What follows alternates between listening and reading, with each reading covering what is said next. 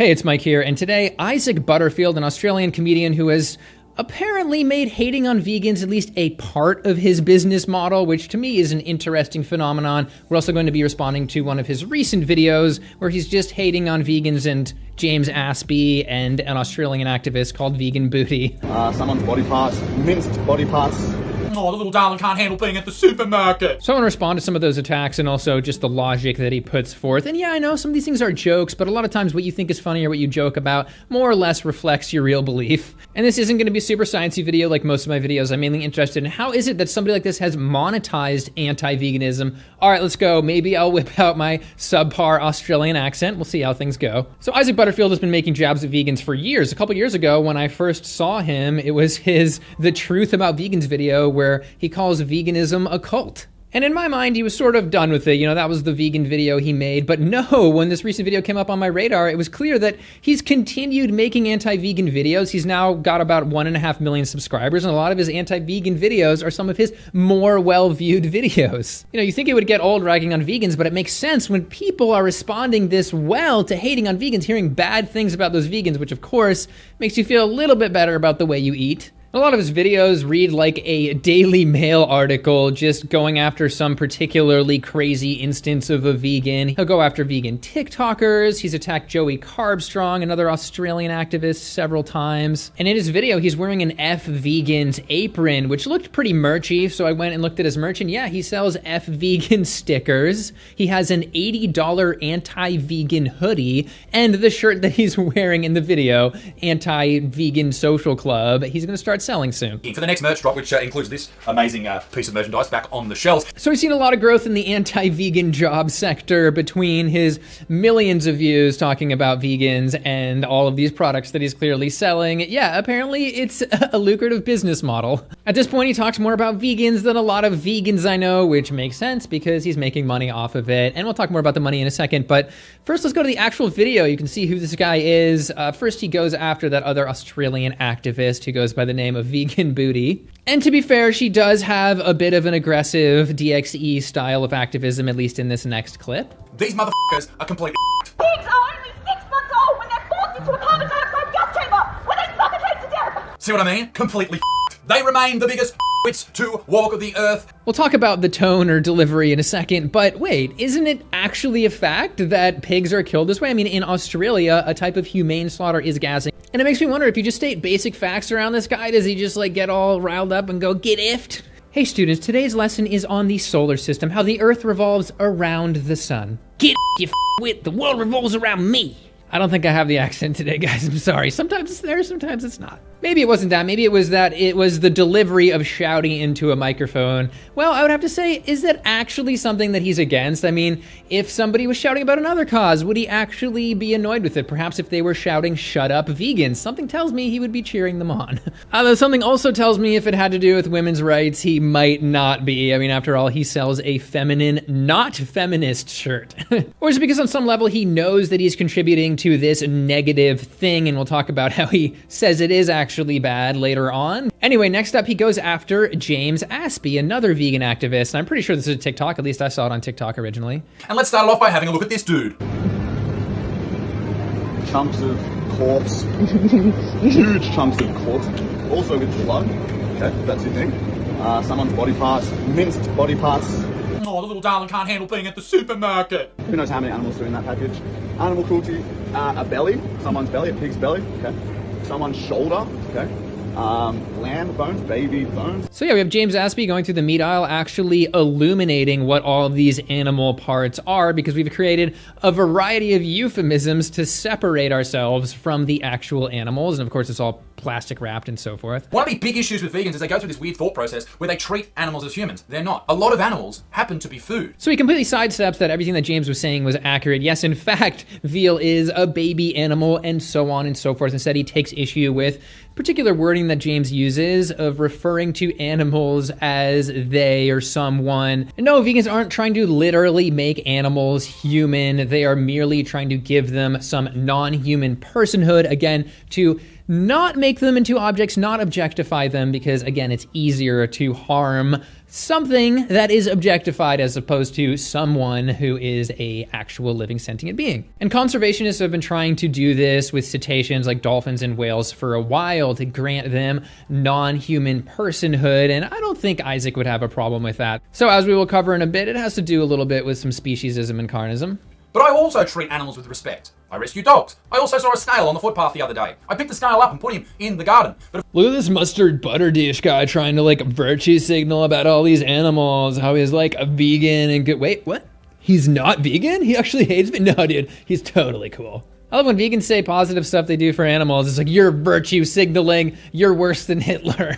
No, this guy's really good to animals. I mean, he claims to have respect or empathy towards certain animals, certain species that he approves of, or just if there's a species that is in trouble that's directly in front of him, okay, that's cool, yeah, he'll have empathy. But then if it's out of his view, if it's an animal like a pig, he'll pay for that pig to be killed. You know, it makes me wonder, if there was an injured calf in the road directly in front of him, would he do anything about it? Or, well, oh no, he says it's just whether it's a food animal or not, so no, he wouldn't do anything about it. if I relied on that snail for food, he'd be off dead immediately. So yeah, he draws a line between food animals and non-food animals, which, by the way, is very cultural and is literally the definition of carnism, why we eat one animal and love the other animal. Good example, people do eat snails in other cultures, but he decides to rescue this snail because he doesn't eat snails. If I was a snail, would you still eat me, Isaac? Would you still eat me? But there's one word that kind of sticks out to me here, and that is the word rely or depend upon. So from the definition, it doesn't appear that he really relies on animals. For example, if he wasn't able to eat animals, would he die? No, he would still survive.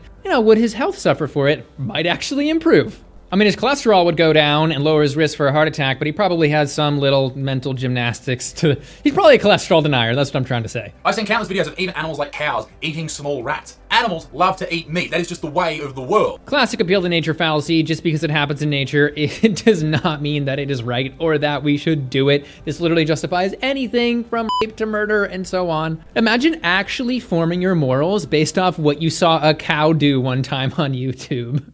They call me Grass Man. I've dedicated my life to only eating grass because I saw a cow eating grass on YouTube. Unfortunately, factory farming is still a thing. I don't like factory farming. I think that is very cruel. So you're telling me that you actually don't support factory farming, that you would never buy any meat or other animal products that are sourced from factory farms, that you don't meet people and eat at restaurants because they could be factory farmed. In fact, in that case, you eat an entirely vegan meal? No. I've heard so many meat eaters say this, use this "I don't support factory farming" soundbite, yet continue to directly fund factory farming on a regular basis. I mean, imagine if you did this in some other subject area. Yeah, I don't support cockfighting per se, but cockfighting tickets and gift cards just make such good Secret Santa presents. I don't support child trafficking, but whenever I see a creepy looking man, I point him toward the nearest playground. Those wigs really messed my hair up. My hair was not messy at all before that. Looks kind of normal. It's not. I don't like factory farming. I think that is very cruel. But what else do we do in this situation? You know, you've got so many people to feed. People are far too busy at work, at university, at school, or whatever to go out and do the most ethical way of harvesting meat, which is hunting. They don't have time to do that. I don't understand how you could possibly advocate for this as a solution or a better way of functioning when if everybody suddenly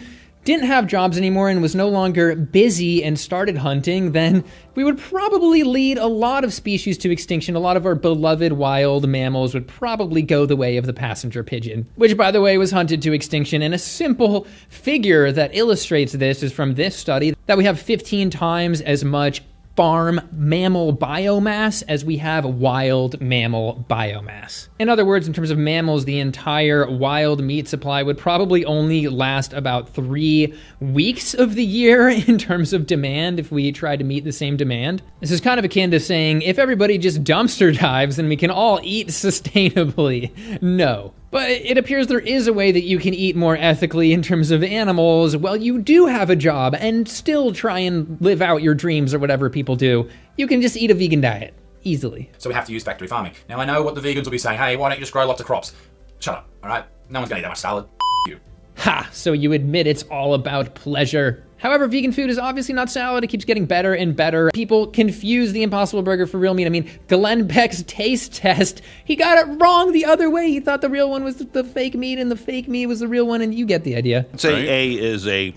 That's meat. Is meat. B is the fake burger. B is the real burger. A is the impossible burger. That is insane. Isn't that insane?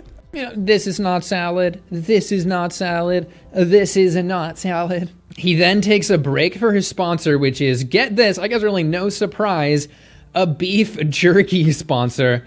Yes, you gotta get that class 1A carcinogen. This video is brought to you by the great people at Original Beef Chief Jerky. Call me colon cancer Dundee. And a complete sweep of the company's website shows that they're not making any specific ethical considerations for this beef jerky, this cow flesh that he's selling. And if there's one thing that is true about companies who are on some extra social or ethical mission, they will let you know the extra lengths that they are going to. And beyond grass-fed, I don't see any extra considerations here. And I'm not sure how far this can be taken in Australia, but grass-fed can mean a lot of things. Just being grass-fed at some point in life, being grass-fed on the factory farm line. In Australia, you know, there's probably more pasture. It's probably pasture raised to an extent. But even then, these animals are killed at approximately 1/10 their lifespan, again, against their will, in horrible ways. All right, after that break, he gets back to that Australian activist, Vegan Booty. Now, if you don't know who this bird is, her name is Tash Peterson. She goes by Vegan Booty, which is a name she stole off someone else, but anyway, we won't go into that. She is known for being an absolute nuisance to absolutely everybody at the supermarket, running on a field during an AFL game, and showing off photos of her plant-based dirt box. Pigs are as intelligent as a 3-year-old child, and we're forcing them into carbon dioxide lives. They crash. 3-year-olds? 3-year-olds are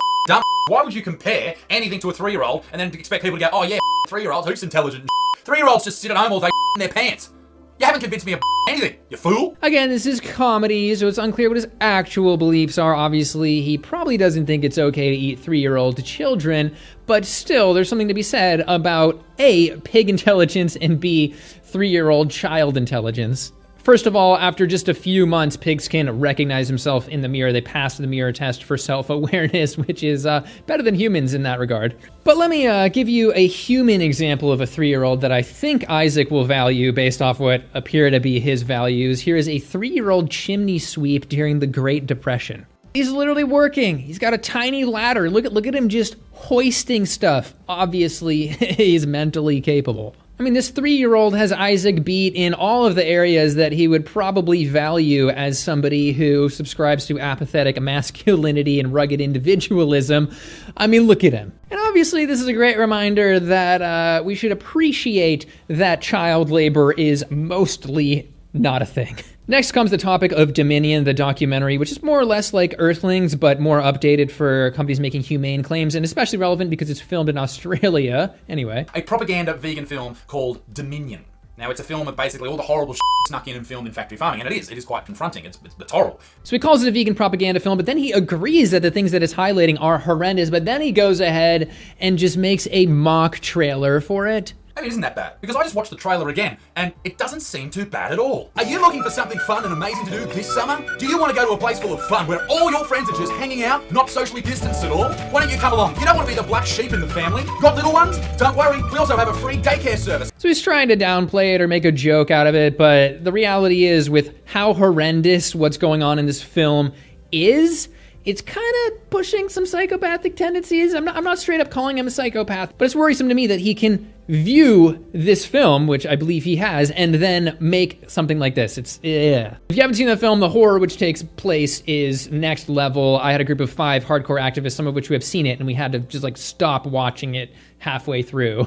If you're a feminist but consume meat, dairy and eggs, you're a hypocrite. Interesting point. A lot of feminists actually love my channel, so let's hear what she has to say. Here's why. The meat, dairy and egg industries are based off the exploitation of females' reproductive systems. That's it? Cow's milk is what a video, Tash. You should be ashamed of yourself. Okay, first of all, friendly reminder of something a little bit graphic, so just plug your ears if you don't want to hear it. But basically, these animals are forcibly reimpregnated year after year because in order to continue to produce milk, they have to have babies, which are then taken away from them almost immediately in virtually all cases. So not fun. Absolutely ashamed of yourself. That cow would not exist unless it was being farmed for its milk. Now, what would you prefer?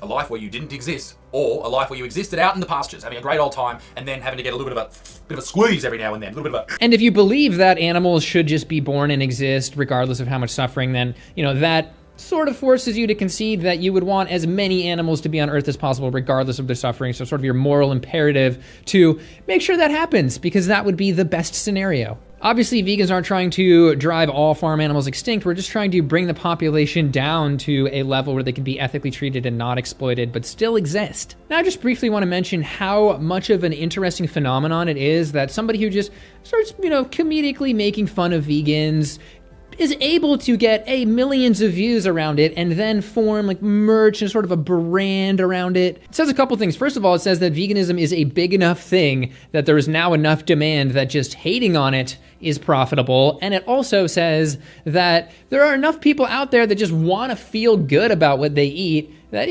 maybe there's an aspect of guilt there that when they see vegans being dragged, etc., that they get some joy from it. They want to see more of it. They support it. And so to somebody like Isaac, I would just have to say, at the end of your life, would you want to look back and be like, yeah, I spent a reasonable portion of my life and effort literally just talking crap about a group of people that is just trying to prevent animal suffering and death. That is the legacy that he's leaving behind. That's the side of history that he's on, and it's not a pretty side of history. Selling beef jerky and all that crap. Freaking Jimmy Neutron up in here. In the end, obviously none of his jokes or justifications for consuming animals were logically valid, appeals to nature and so forth. And these activists who are just trying to be like, please don't eat animals, this is the truth of the industry. Yeah, they can be frustrated and they can be eccentric and they can be out there. But the reality is their intentions are way more pure than being like, screw those animals. I will just crush any animal that I want to eat. And unfortunately, the vast, vast majority of people still participate in this system. So of course it's going to be popular and profitable to be putting these ideas and videos out there. Anyway, let me know what you think below about Isaac Butterfield, who, by the way, legally changed his name to include butter to piss off vegans. Anyway, you can let me know what you think about all this down below. There's so much anti-vegan content that Isaac has out there, but I probably won't be talking about him again. So if there are any particular ridiculous moments of his that you want to forward in the comments below, let us all know so we can make fun of it. And as usual, feel free to like and subscribe, and I'll see you in the next video. Australia down under. Hey everyone, butt cancer sticks on sale today. I completely lost the accent.